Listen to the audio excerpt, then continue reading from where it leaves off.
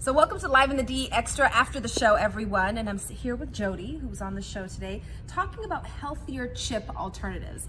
We all love a crunchy, crispy, salty potato chip or some other kind of chip, but you've got some alternatives for us that you shared on the show. Jason, not the biggest fan, that's okay.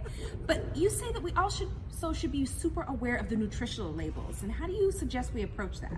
Yeah, so a lot of times someone will look at the front of a product and then just grab it and buy it. But what you really need to do if you want to know what's in that product, you have to take a look at the nutritional label. And knowing that you're gluten-free, Tati, all 5 of the chips that I brought today are gluten-free options that are a little bit healthier and they might have more protein, a little bit more fiber than you're gonna get in a standard chip.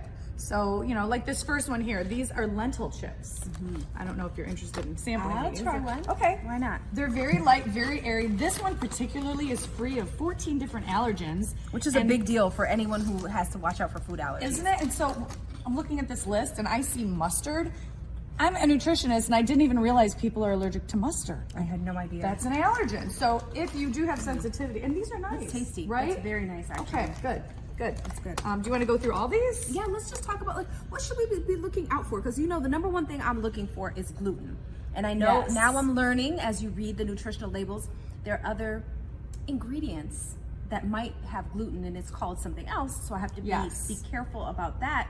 But we're kind of going between what's healthy and what we should be looking out for. And that's kind of a hard thing to do because it's tempting to still grab a bag like this and eat the whole thing. And That is so funny that that's you just say what that. happens with chips. Because my son brought one of these specific bags up to his room and he came down and he went, "Mom, these are healthy, right?" And I went, "Why?" And he's like, "I ate the whole bag." So that is a good point. Pouring them into a bowl is always a really nice option for portion control and portion management. Whether you're eating something healthy or if you're gonna splurge on something unhealthy, portioning it out into a bowl is a really great habit.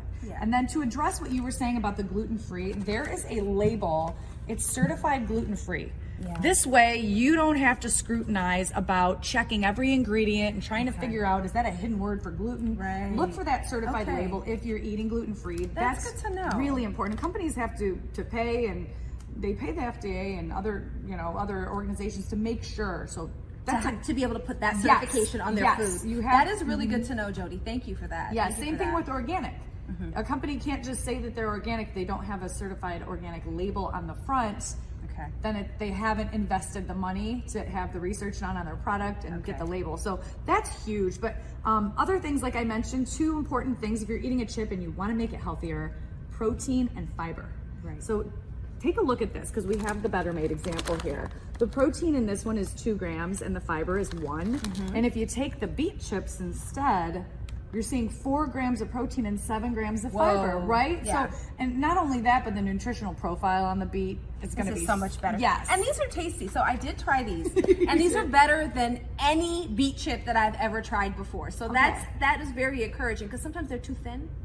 Sure, then they crumble in the bag. These are more like kettle style. Exactly, that's exactly what I was thinking. That's exactly what I was thinking. But you also did have another tidbit that you gave us when we were during commercial break. And you said, if you're buying the potato chips, just enjoy them. Because if you get the low fat, if you get the low salt, you're not gonna get that satisfaction. You're gonna really end up eating the whole bag. I agree with that. Yes, I think when you're buying something like that, you're looking for a splurge, and maybe somebody's got high blood pressure and their doctor's like, "Don't you be eating sodium?" And take a small portion of the real chips and just enjoy them. If you're gonna splurge and if you're gonna do that, because you're right, you won't be satisfied. You'll keep eating, and then how bad is it to finish a snack and then you didn't even enjoy it? I know the feeling. It's depressing. You're like, that was wasted calories. What was the point of that? Yeah, and it's worse. Yeah, it's wasted calories. Then you're gonna go find something that's still gonna satisfy that sweet tooth, salty tooth, or whatever it is that you're looking for. Now, these are great suggestions as always, Jodi. Thanks for hanging out with us. Thank you.